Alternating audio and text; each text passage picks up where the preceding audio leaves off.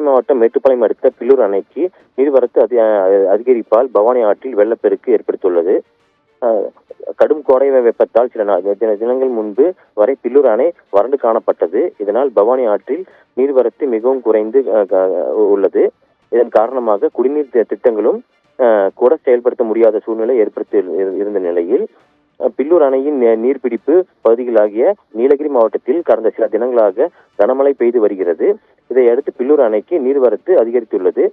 பில்லூர் அணையின் மொத்த கொள்ளளவு 100 அடியாக உள்ள நிலையில் தற்சமயம் நீர்மட்டம் 84 அடியாக உயர்ந்துள்ளது.